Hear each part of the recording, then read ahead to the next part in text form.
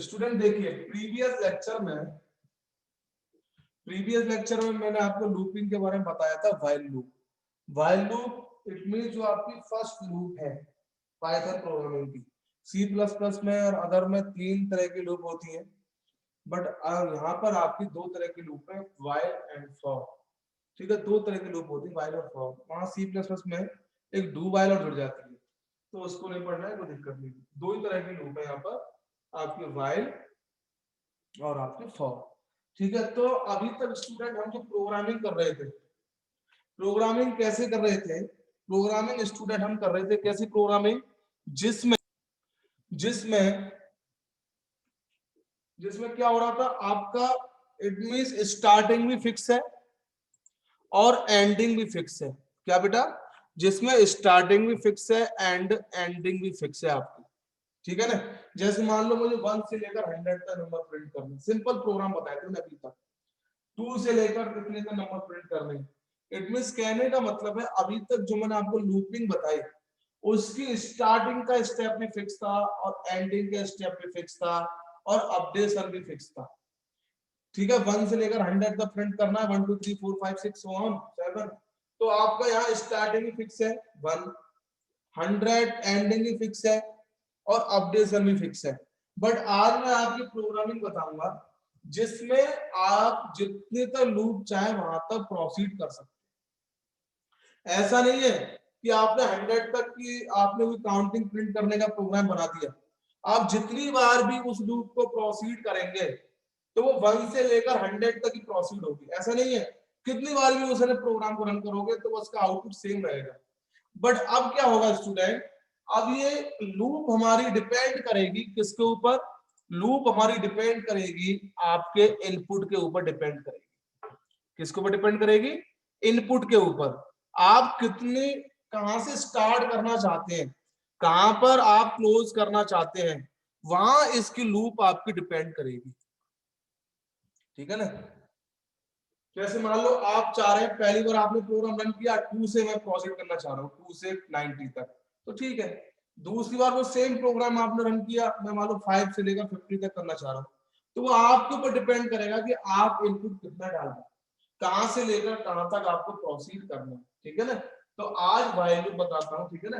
तो आप देखिएगा, यहां मैं आपको बताने वाला हूं कि आप स्टार्टिंग भी आप देंगे, एंडिंग भी आप देंगे और अपडेशन भी आप देंगे। तो पहला प्रोग्राम तो मैं बता रहा हूं जिसमें स्टार्टिंग और एंडिंग आप देने वाले हैं और बाकी सबको अपडेशन हम रखेंगे फिक्स 1 1 का रखेंगे। कितने का रखेंगे बेटा? 1 1 का रखेंगे अपडेशन। तो अपडेशन हम रखेंगे 1 1 का।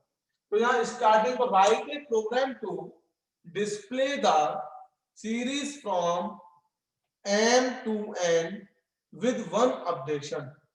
इट मींस आपको M से लेकर N तक की सीरीज डिस्प्ले करानी है। M से लेकर N, M क्या है? वेरिएबल, और N भी एक वेरिएबल है। M से लेकर N to N कोई सीरीज प्रिंट करानी है विद अपडेशन 1। अपडेशन फिक्स है। तो यहां पर स्टूडेंट आप देख रहे हैं कि यहां पर आपकी स्टार्टिंग भी हमारे हाथ में और एंडिंग भी हमारे हाथ में।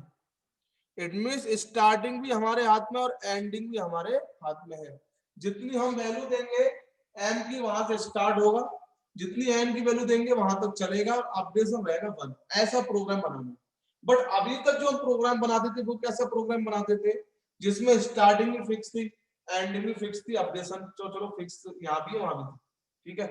तो इसका मतलब है अब m और n की वैल्यू जो भी हम देंगे, जो भी वैल्यू देंगे m और n की, वो वैल्यू स्टूडेंट हमारे पास हमारे उतनी वैल्यू हमारे सामने डिस्प्ले हो जाएगी। ऐसा नहीं है कि आप कितनी वैल्यू दे रहे हो और उसका आउटपुट सेम है, ऐसा नहीं। इट मींस वो डिपेंड करेगा m और n की वैल्यू पर। आज का टॉपिक ये 2-3 क्वेश्चन मुझे बताने हैं, थोड़ा ध्यान से देखिएगा। ठीक है, अब स्टार्ट करते हैं बच्चे आगे। तो सबसे पहले m की वैल्यू हमें क्या करना पड़ेगा? इनपुट करनी पड़ेगी। m से स्टार्ट करना है ना, m से स्टार्ट करना और n तक चलाना है। तो m int m int input please enter first step of loop. आप चाहे तो और अच्छा लिख सकते हैं, मुझसे भी अच्छा लिख सकते हैं इसमें हेडिंग, जो आपके समझ में आए। ठीक है, please enter first step of the loop. तो एम में क्या स्टोर हो गया स्टूडेंट? एम में स्टोर हो गया हमारा first step of the loop store हो गया। पहला स्टेप स्टोर हो गया हमारा किसमें? एम में। एम में कितनी स्टार्टिंग ऑफ लूप। अब जो भी आप वैल्यू देंगे वो एम में स्टोर हो जाएगी। आप कुछ भी देंगे, मान लो आपने 10 दिया, 20 दिया, 30 दिया, 40, 50 कितना भी दिया, तो वो एम की वैल्यू हो जाएगी, इतनी स्टार्टिंग। दूसरा आएगा N, N equals to into input please enter last step of loop. Last step of loop, इनमें लास्ट स्टेप क्या भैया? उससे लास्ट स्टेप को बताइए। तो हमारे पास में स्टार्टिंग भी आ गई, एंडिंग भी आ गई। अब व्हाइल लूप हम कैसे प्रोसीड करते थे? सबसे पहले 1 से चलेगा, यहां से यहां तक चलेगा, इसका भी करते थे। अब हम क्या करेंगे? सबसे पहले क्या होता था व्हाइल लूप में? इनिशियलाइजेशन। अब बेटा इनिशियलाइजेशन कहां से स्टार्ट होगा? इनिशियलाइजेशन हमारा स्टार्ट होगा i इक्वल्स टू n से, ना कि i इक्वल टू 1 से, 2 से, 3 से, 4 से, 5 से, ऐसे स्टार्ट नहीं होगा। i इट मींस इनिशियलाइजेशन, मतलब कहां से लूप स्टार्ट करनी है। तो अभी तक हम क्या करते थे? ये दोनों लाइन लिखते नहीं थे। मालूम है 1 से लेकर 100 तक कुछ प्रिंट करना है तो i इक्वल टू 1 कर लिया। व्हाइल हमारी प्रोसीड होगी जब तक 100 तक ना पहुंच जाए 1, और उसका प्रिंट कराते रहिए और इंक्रीमेंट करती रहिए ऑपरेशन। बट अब हमारा इनिशियलाइजेशन किस पर डिपेंड करेगा? डिपेंड करेगा जो आपने m की वैल्यू इनपुट की है। जो भी आप m की वैल्यू इनपुट करोगे वहीं से इनिशियलाइजेशन स्टार्ट हो जाएगा, वहीं से लूप स्टार्ट हो जाएगी। ठीक है ना? तो i की वैल्यू क्या हो जाएगी बेटा? m मतलब जो भी आप इनपुट करेंगे। अब कंडीशन कैसे लगाएंगे इसमें? कंडीशन बहुत इजी है। while जब तक i की वैल्यू कहां तक छोटी रहे, smaller than equals to end, भाई ये है स्टार्टिंग पॉइंट, ये एंडिंग पॉइंट। हमारा आई कहां से स्टार्ट हुआ? एम से। लेट मान लीजिए मैंने एम मान लिया 30, ये मान लिया 50, मैं एज्यूम कर लेता हूं। ठीक है, तो एम आई कहां से स्टार्ट होगा? हमारा 30 से स्टार्ट होगा। कहां तक चलेगा? जब तक 30 स्मॉलर देन इक्वल्स टू 50 ना हो जाए। एम की वैल्यू कितनी है? 50 ना हो जाए। तो इट मींस जितनी बार आप प्रोग्राम रन करोगे उतनी बार आपसे मांगेगा स्टार्टिंग और एंडिंग। तो अब इसका आउटपुट फिक्स रहेगा क्या? नहीं रहेगा। ये हमारे ऊपर डिपेंड करेगा कि हम कितना इनपुट दे रहे हैं, कितना आउटपुट, कितना फर्स्ट स्टेप दे रहे हैं और कौन कितना हम एंडिंग स्टेप दे रहे हैं। इसके बाद print I, I equals to I plus 1, same हो गया।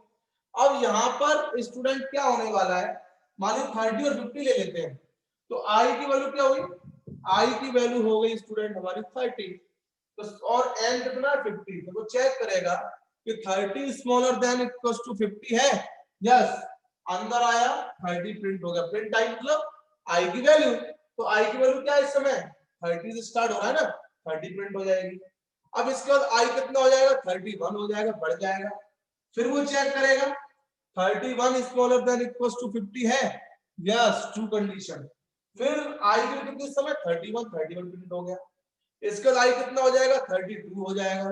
32 वो चेक करेगा, फिर 33। इस तरह से जब तक इसकी वैल्यू 50 तक नहीं पहुंचेगी, किसकी वैल्यू? आई की वैल्यू।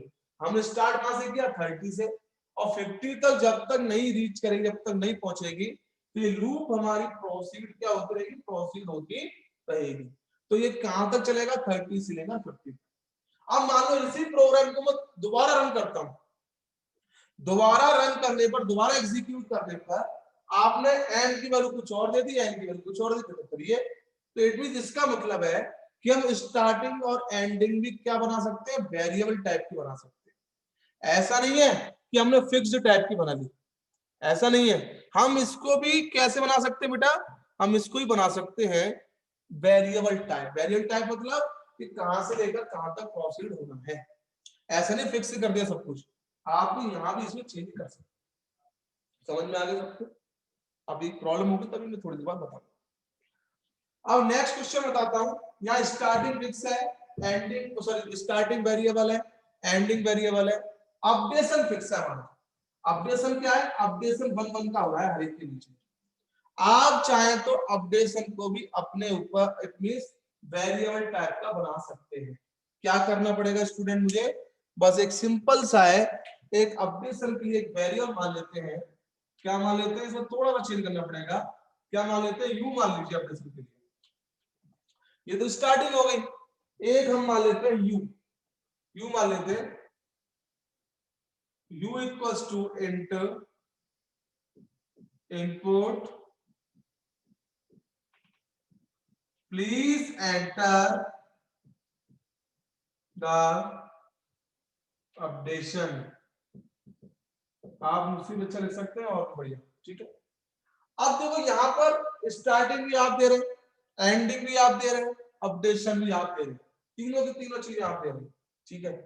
ठीक है, तो कहां से स्टार्ट होगा, वही से i equals to m, m से स्टार्ट हुआ। ये तो चलो ये तो पहले वाला ही है फंडा, इसमें कोई दिक्कत ही नहीं है, ठीक है। अब यहां पर हमारा कितना हो गया, i इक्वल्स टू ये हो गया m, एंड while कहां तक चलेगा, ये प्रोसीड कहां तक होगा, while i less than equals to n, n पे भी चलेगा ना, n पर, ठीक है, हो गया समझ में। अब यहाँ पर i हमारा m से स्टार्ट हुआ, n पर चलेगा, ठीक है भैया, ठीक हो गया भैया, चलो ठीक है। प्रिंट i, बट यहां क्या होगा, i equals to i plus u। अगर मान लीजिए मुझे सीरीज प्रिंट करनी है 2 4 6 8 10, तो हम क्या करेंगे, m की वैल्यू रखेंगे 2, n की वैल्यू रखेंगे 10 एंड u क्या रखेंगे, जितने का अंतर है, डिफरेंस है, 2 रखेंगे, ठीक है ना।